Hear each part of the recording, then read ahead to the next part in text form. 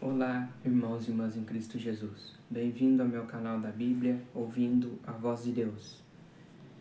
Eu tenho uma novidade aqui para vocês aqui no meu canal. Hoje nós começaremos uma nova lição da Escola Sabatina, que é Alusões, Imagens e Símbolo, como estudar a profecia bíblica. É uma lição nova e essa lição começa agora em abril, vai em maio e termina em junho. Essa lição nós vamos aprender as profecias de Daniel e as profecias de Apocalipse. Daniel são profecias e Apocalipse é revelação. Hoje nós começaremos a lição 1 dessa nova lição, que tem como tema alguns princípios da profecia.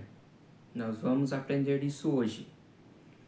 Antes de eu iniciar esse tema, eu preciso da ajuda de vocês para se inscreverem no meu canal da Bíblia, ouvindo a voz de Deus, deixar o like, ativar o sininho das notificações para receberem meu vídeo.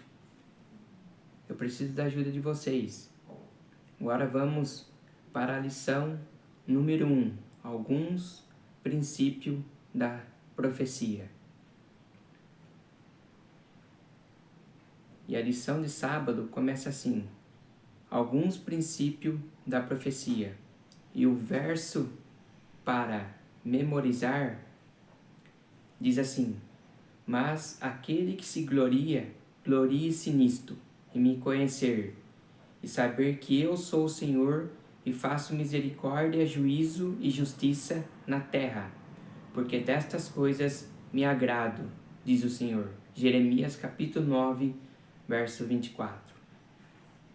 Como acontece em relação a outros assuntos bíblicos, existe divergência entre os cristãos a respeito das profecias. Infelizmente, muitos acabam pensando que alguns livros da Bíblia, como Apocalipse, são simplesmente incompreensíveis. Assim, em vez de tentar compreendê-lo, eles simplesmente o evitam, às vezes incentivados por líderes religiosos bem intencionados que pensam que estudar as profecias causam mais problemas do que resolve. Mas nem sempre foi assim. Durante os primeiros 1800 anos da história da Igreja, a maioria dos cristãos se sentiam bastante confortável com as profecias bíblicas e havia um nível surpreendente de concordância em relação às principais profecias. É isso que Deus pretendia que acontecesse. Irmãos, pelo nome de nosso Senhor Jesus Cristo, peço-lhes que todos estejam de acordo naquilo que falam, e que não haja divisões entre vocês. Pelo contrário, que vocês sejam unidos no mesmo modo de pensar e no mesmo propósito. 1 Coríntios, capítulo 1, verso 10. Nesta semana, vamos estudar alguns princípios que nos ajudam a interpretar as profecias de maneira coerente e confiável. Vamos para a parte de domingo. Há uma coisa, irmãos. Eu encomendei a minha lição e ela não chegou. Ela vai chegar ainda. Mas eu tenho a lição da Escola Sabatina aqui no meu celular. Enquanto a lição não chega, eu vou passando pelo celular para vocês. E a lição de domingo, quem lê, entenda. Entre em uma livraria e observe as obras sobre profecias bíblicas.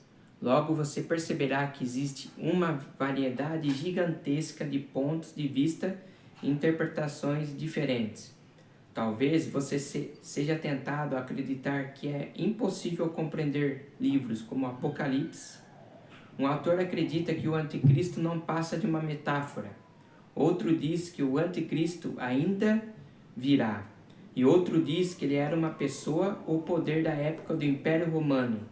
Com tristeza, um pregador disse: para alguns, talvez a Bíblia seja como um violino antigo. Você pode tocar nele qualquer música que quiser. A Bíblia, no entanto, ensino ao oposto de tudo isso. Ela nos convida a estudar as profecias, deixando claro que Deus não fala em vão, que podemos conhecer a verdade a respeito daquilo que Ele nos diz em Sua palavra. Então, Deus nos convida a estudar as profecias bíblicas. Nós temos que estudar o livro de Daniel e o livro do Apocalipse. Esses dois livros são um só. Lá estão as profecias. Nós, como cristãos, temos que estudar as profecias. Temos que ir a fundo nas profecias. Entender as profecias bíblicas. Pergunta número 1. Leia Mateus capítulo 24, 15, Apocalipse 1, verso 3, Mateus capítulo 11, verso 29, Jeremias capítulo 9, verso 23 e 24. Segundo esses textos, por que Deus se dá a conhecer?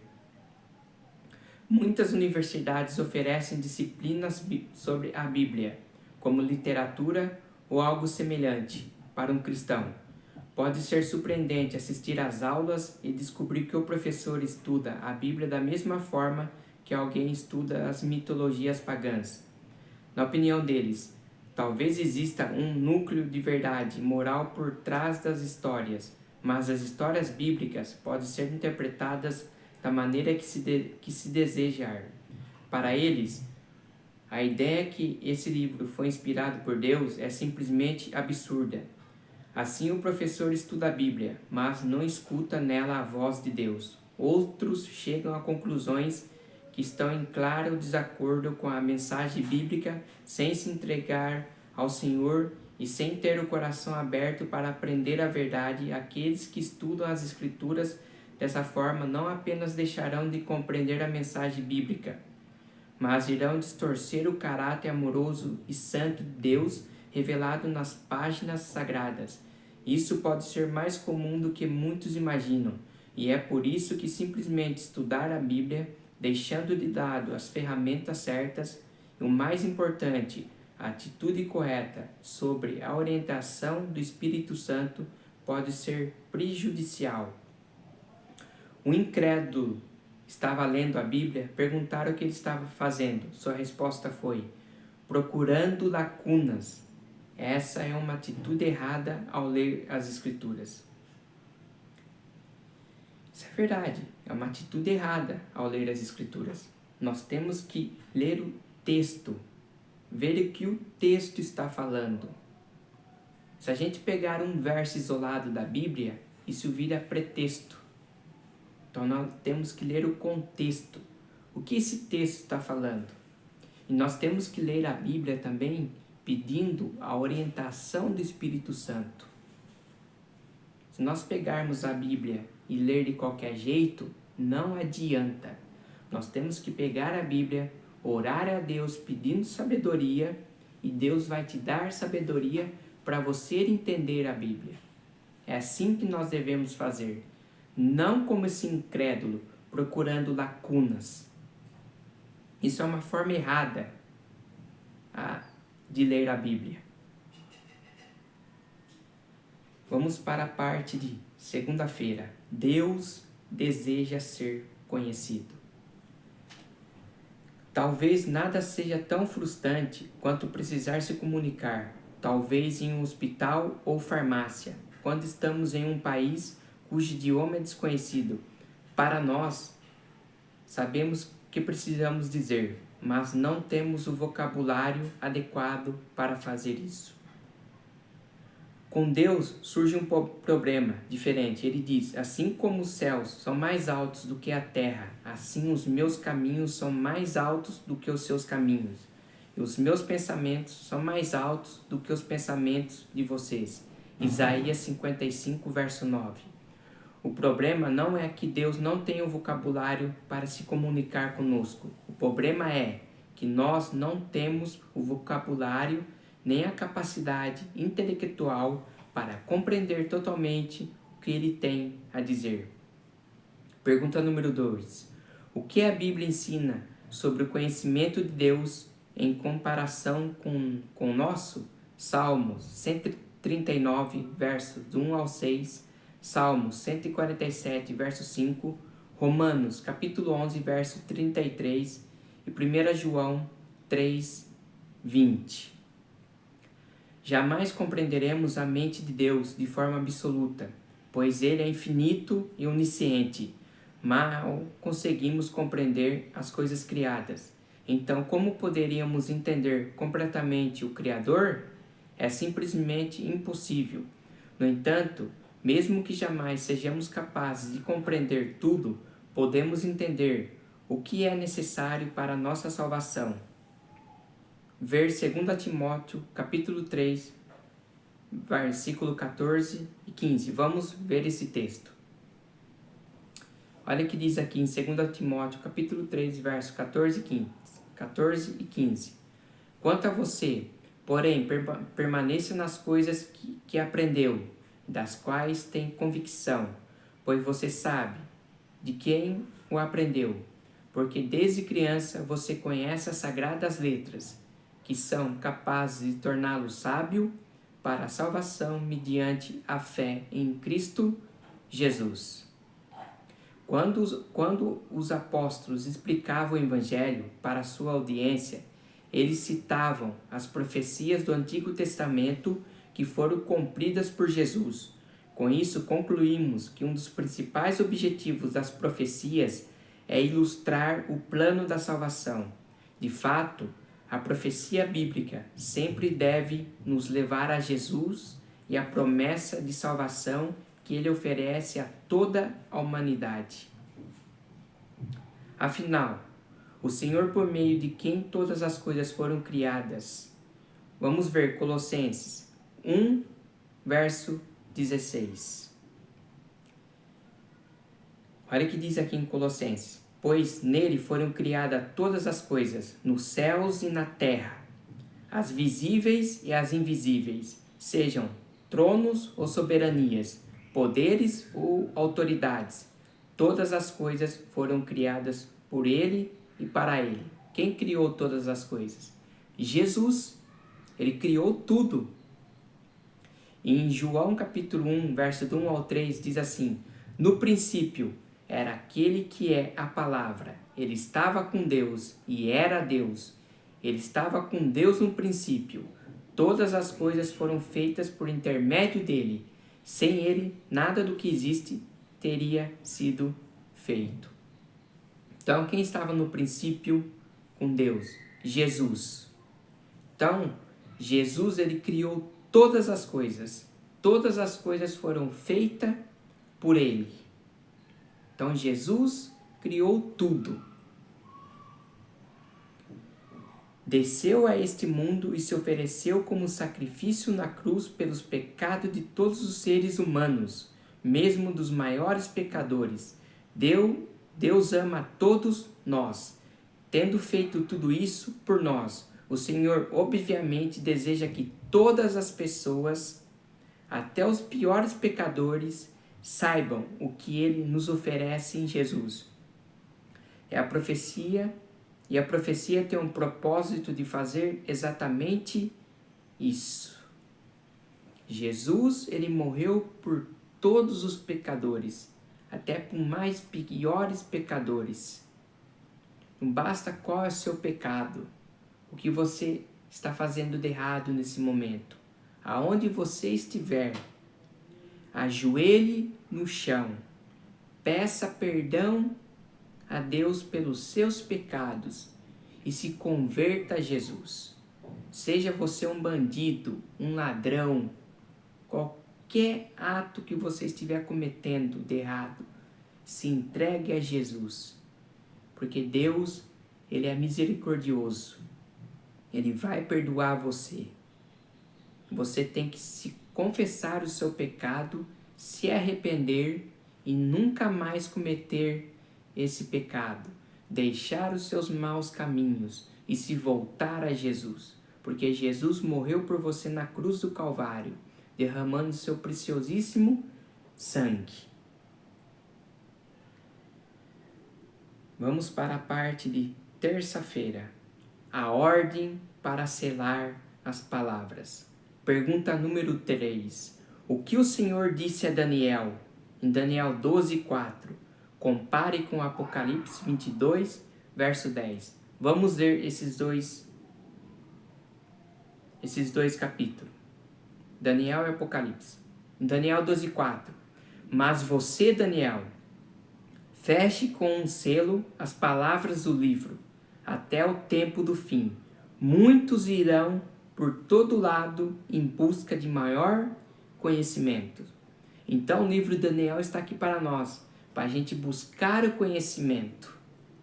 Deus falou para Daniel selar o livro, mas futuramente muitos irão por todo lado em busca de conhecimento. Então, nós temos que buscar conhecimento no livro de Daniel, ver o que as profecias bíblicas dizem, quais são o significado dessas profecias. É isso que Deus está nos mandando fazer. Agora vamos para Apocalipse 22, 10. Então me disse, não cele as palavras da profecia desse livro, pois o tempo está próximo. Olha o que está dizendo em Apocalipse 22, 10. Não cele, deixe o livro aberto. Não cele, porque nós temos que estudar as profecias da Bíblia. Muitos dizem, Apocalipse é um jornal velho.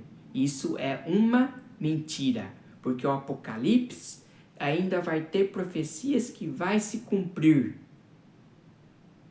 Uma profecia que não se cumpriu ainda é a volta de Jesus. O Apocalipse fala bem isso, que Jesus está voltando. Essa profecia não foi selada. Muitos dizem, não estuda o livro do Apocalipse de Daniel, porque esse livro nos dá medo. É mentira.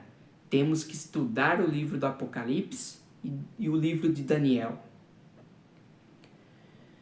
Não é incomum ver pregadores citando Daniel 12:4 para sugerir que o texto predisse o aumento do conhecimento científico e tecnológico. Pouco antes da segunda vinda de Cristo, muitos também o usam para descrever os avanços na área dos transportes ao longo do último século. O anjo começa suas instruções dizendo, encerra as palavras e sele o livro. O assunto em questão é o próprio livro de Daniel. Portanto, o conhecimento que aumentaria repentinamente no tempo do fim seria o conhecimento do livro de Daniel. Então Deus está nos mandando estudar as profecias.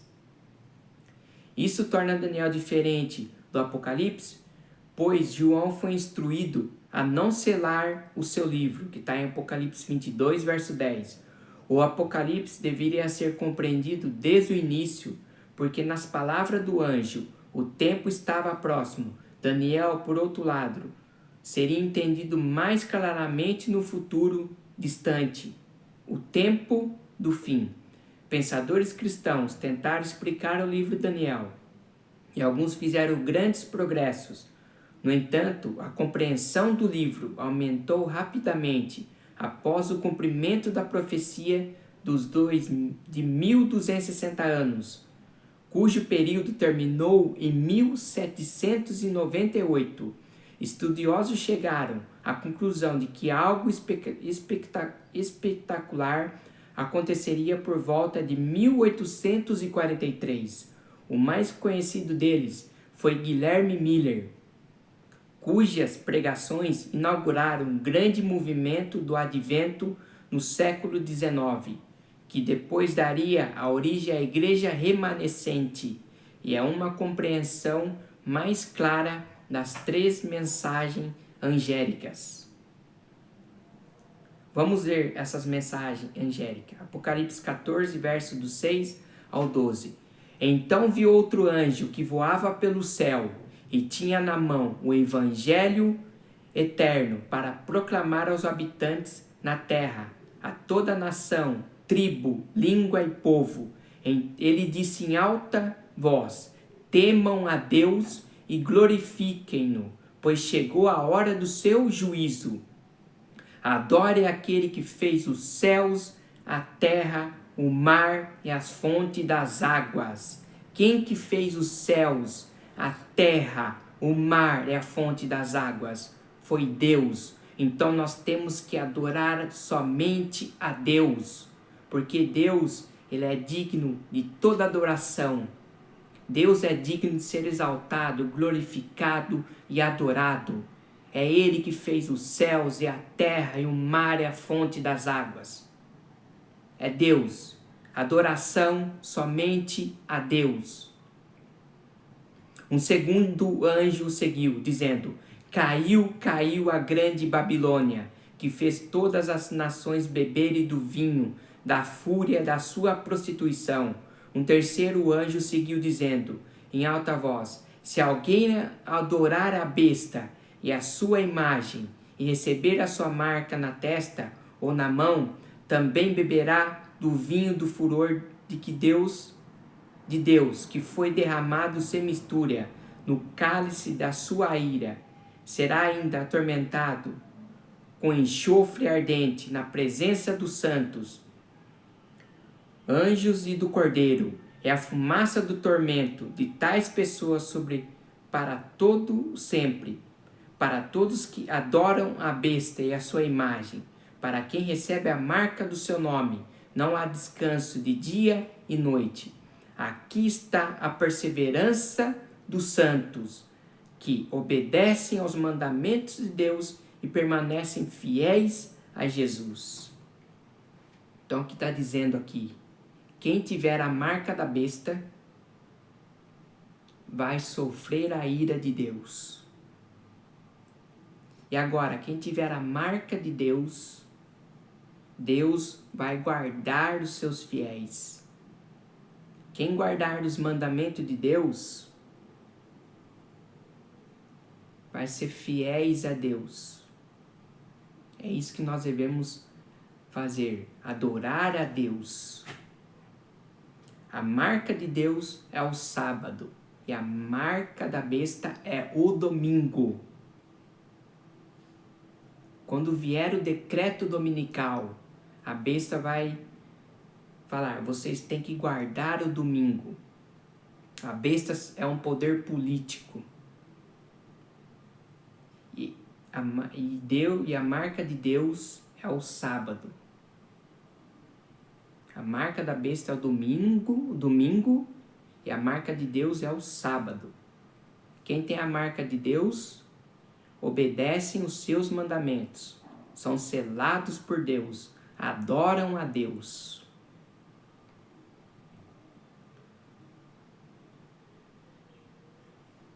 O nascimento do movimento mundial adventista foi o cumprimento da predição de Daniel de que no tempo do fim o saber se multiplicará. Por outro lado, e sem julgar a salvação individual das pessoas, pense na escuridão que envolve a cristandade, uma verdade tão clara quanto ao mandamento do sábado estabelecido no Éden.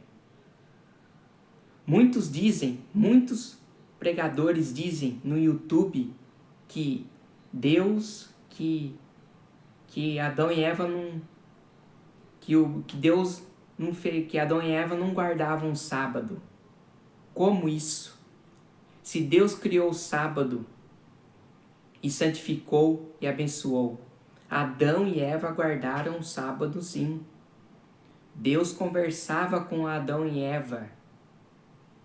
Eles guardaram o sábado. Olha, o mandamento do sábado estabelecido no Éden é ignorada e rejeitada em favor do domingo, um dia de adoração com origem pagã. Pense também na falta de conhecimento sobre a verdade a respeito da morte. A maioria dos cristãos acredita na ideia pagã de que os mortos estão conscientes, o que geralmente inclui o conceito de um inferno eterno para os ímpios. Então, o que é? Os mortos morreu. A pessoa que morreu não tem mais conhecimento de nada. Acabou para essa pessoa. A pessoa que morreu não sente mais nada. Não sente não sente ciúme, não sente inveja. Ela não tem mais sentimentos. Acabou para ela. Vamos para a parte de quarta-feira, estudando a palavra. Os adventistas devem muito a Guilherme Miller pela compreensão que tem das profecias. Embora o entendimento de Miller sobre algumas passagens, como Daniel 8,14, não fosse perfeita, o método de estudo da Bíblia que ele usou foi relevante, pois abriu caminho para o nascimento do movimento remanescente dos últimos dias. Pergunta número 4. Leia Mateus capítulo 5, verso 18, 2 Timóteo capítulo 3, verso do 15 ao 17 e Lucas capítulo 24, verso 27. O que esses textos nos ensinam sobre como devemos abordar a profecia bíblica. Estudar a Bíblia é como montar um grande quebra-cabeça. Se você juntar apenas 2 ou 3 peças, será impossível enxergar a imagem completa. Talvez nessas poucas peças você consiga identificar um cavalo e poderá concluir que está montando uma imagem de cavalos. Contudo, outras peças revelam uma galinha e uma vaca. Então, depois de montar centenas de peças, percebe que uma bela paisagem que inclui uma cidade, uma fazenda e, no fundo, uma cadeia de montanhas. Uma das principais razões pelas quais muitos não compreendem a Bíblia é que eles a tratam como uma coleção de ditados soltos ou provérbios que poderão ser usados em situações específicas. Algumas pessoas podem recorrer a guias que mostram onde encontrar versículos bíblicos de orientação e auxílio, os que contêm passagens sobre vários temas, e achar que isso tudo o que a Bíblia ensina sobre determinado assunto. Muitos estudam as profecias com a mesma abordagem, tirando textos de seu contexto, ligando-as a eventos atuais, em vez de compará-los com o restante da Bíblia. Por isso, livros sobre profecias precisam ser atualizados frequentemente, porque erram quanto aos eventos que predizem e acerca do tempo dessas predições. E também por isso que é tão importante não apenas selecionar alguns textos específicos sobre determinado assunto, mas estudar atentamente tudo o que a Bíblia diz sobre esse tema, sempre levando em consideração o contexto da passagem em estudo. É muito fácil retirar um versículo do contexto e fazê-lo dizer o que quisermos. Nós não devemos tirar um versículo isolado da Bíblia. Muitos hoje fazem isso. Tiram um versículo isolado e falam, isso aqui é verdade. Isso aqui aconteceu. Como muitos dizem hoje. Não precisamos guardar o sábado. Tira um versículo isolado e fala, você não precisa guardar. Então nós temos que ler o contexto do versículo bíblico. Não pegar um versículo isolado e fazer disso de uma verdade. A Bíblia não nos ensina a fazer isso. O que Jesus fala? Examinai as Escrituras, porque elas testificam de mim, porque elas falam de mim. Então, você tem que examinar a Bíblia. Não pegar um texto isolado e falar que isso é verdade. Você tem que estudar o assunto, estudar o contexto bíblico. Olha aqui, você conhece pessoas que usam de modo equivocado texto bíblico para atacar a verdade sobre o estado dos mortos ou sábado? Como devemos abordar essas questões? Meu querido, é fácil. O estado dos mortos. Quando uma pessoa morre, o conhecimento acabou para ela. Tudo acabou para ela. Os mortos não sabem de nada. É isso que diz na palavra de Deus em Eclesiastes 9. Os mortos não sabem de nada. Acabou para eles o conhecimento, os pensamentos, tudo acabou para eles. E o sábado? Pega Gênesis capítulo 2. Deus criou o sábado. Em Êxodo 20, verso do 8 ao 11, Deus fala: lembra-te do dia de sábado para santificar. Leia esses textos. Gênesis capítulo 2, Êxodo capítulo 20, verso do 8 ao 11. Leia Eclesiastes 9, que os mortos não sabem de nada. Para eles acabaram tudo, não tem sentimentos, eles não sentem mais nada, acabou. Nós temos que estudar a Bíblia assim. Não pegar um texto isolado para virar pretexto. Não. É estudar as Escrituras pedindo sabedoria a Deus. Porque Deus te dá sabedoria. Peça com fé. Na parte de quinta-feira, aqui nós aprenderemos sobre o literal ou simbólico. Nós vamos aprender algumas simbolismo. O que é mulher em profecia? O que é chifre em profecia? O que é espada em profecia? Nós vamos aprender esses símbolos hoje. O que significa em profecia? Nós vamos aprender. Quando estudamos as profecias, uma das principais questões com as quais lidamos é como determinar se algum texto deve ser entendido de modo literal ou simbólico. Como saber se o autor usou linguagem simbólica e como descobrir o que esse símbolo representa. A principal maneira de descobrir isso é analisando como símbolos ou figuras são usados ao longo de toda a Bíblia, em vez de observar como são entendidos em nossa época. Por exemplo, alguns concluíram que o símbolo do urso em Daniel 7 representa a Rússia, porque essa imagem muitas vezes é usada hoje como um símbolo desse país. Contudo, essa não é uma forma confiável de interpretar o simbolismo profético. Pergunta número 5. Leia as passagens abaixo, permitindo que a Bíblia interprete a si mesma. Que símbolo profético aparece em cada grupo de passagem? O que esse símbolo representa segundo a profecia bíblica?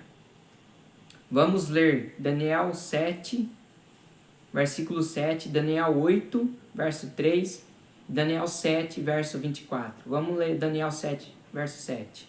Em minha visão à noite, vi ainda um quarto animal, aterrorizante, assustador e muito poderoso. Tinha grandes dentes de ferro, com os quais despedaçava e devorava suas vítimas, e pisoteava tudo que sobrava. Era diferente de todos os animais anteriores, e tinha 10 chifres. O que são chifres em profecia? Vamos ler Daniel 8,3. Olhei para cima e diante de mim, junto ao canal, estava um carneiro. Seus 2 chifres eram compridos, e um mais que o outro, mas o mais comprido cresceu depois do outro. Opa, apareceu um carneiro com 2 chifres. O que são chifres em profecias? Vamos ler Daniel 7, 24.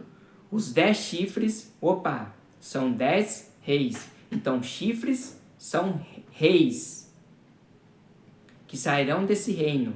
Depois deles, um outro rei se levantará e será diferente dos primeiros reis. Olha como a Bíblia respondeu. A Bíblia diz para nós que chifres são reis, reinos, nação.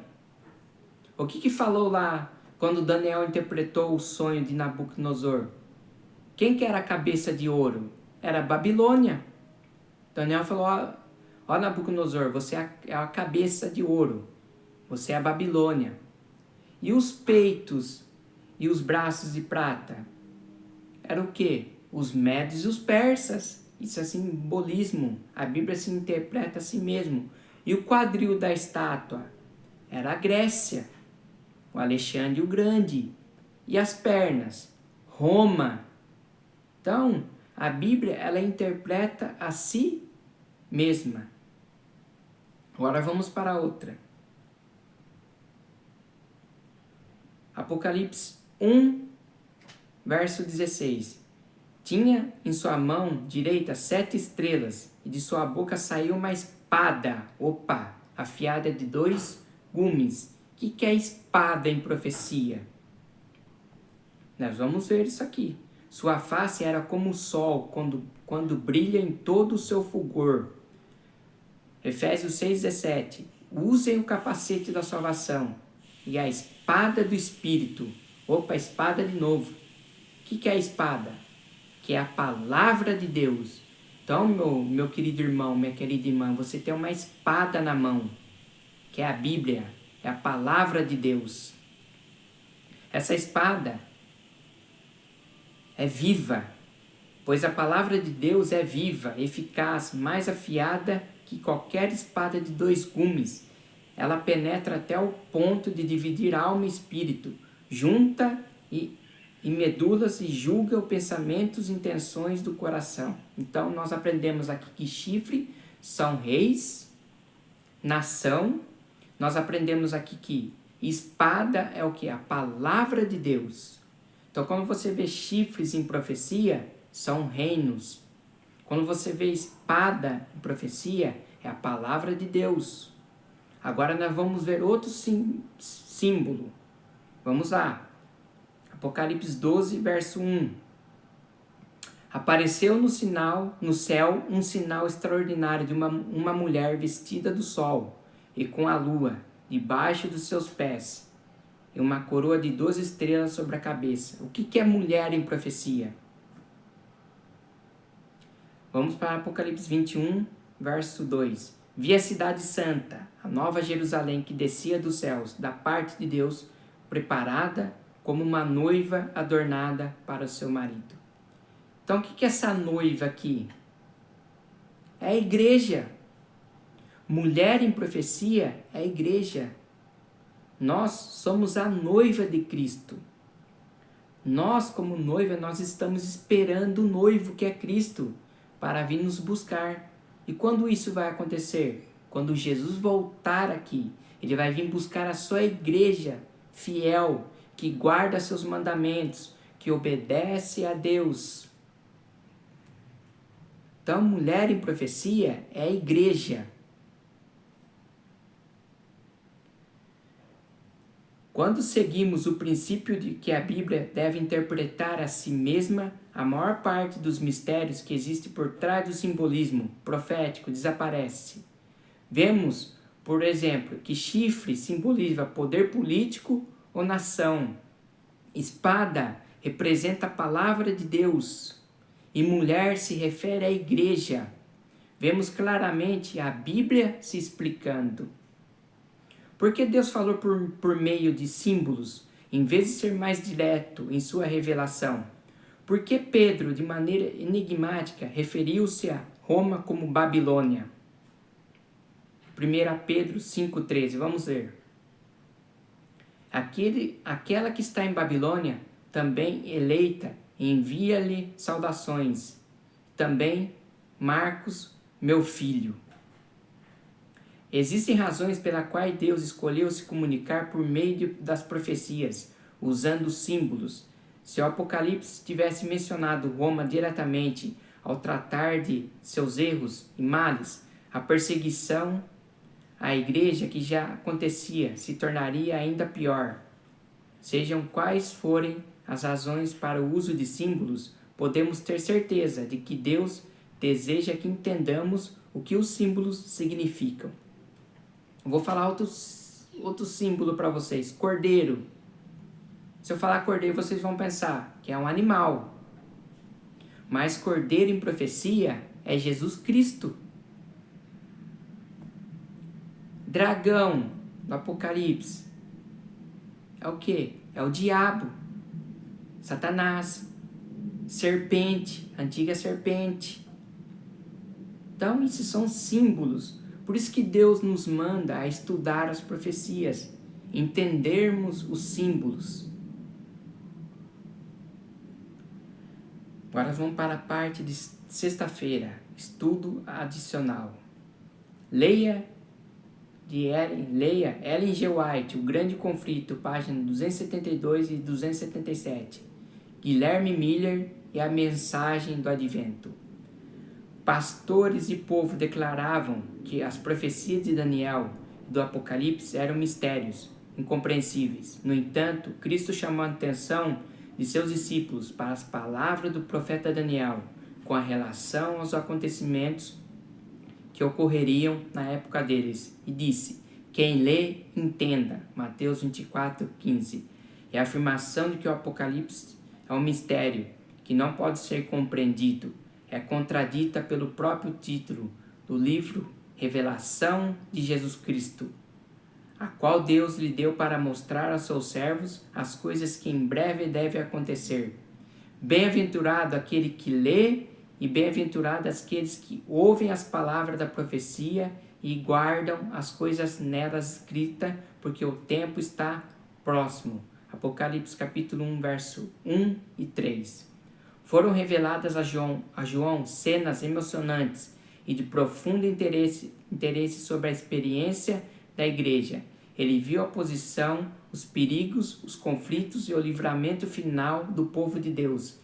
Registrou as últimas mensagens que farão amadurecer a seara da terra, tanto os feixes para o celeiro celestial, quanto para o fogo da destruição. Assuntos de uma importância lhe foram desvendados, especialmente para a última igreja, com o propósito de que os que saíssem do erro para a verdade pudessem ser instruídos. O Grande Conflito, página 289 e 290. Então esse foi o estudo da lição 1 da Escola Sabatina, a lição nova. Alguns princípios da profecia. Aqui nós aprendemos muita coisa. Nós temos que ir para a verdade, que é a palavra de Deus. Você tem uma espada em sua mão. Agora você tem que examinar essa espada, que é a Bíblia, que é a palavra de Deus. Saber o que Deus quer para você, o que Deus está pedindo para você. Então, meus queridos irmãos e irmãs em Cristo, que Deus abençoe vocês, que a graça do nosso Senhor Jesus Cristo esteja sempre em seus corações. Amém?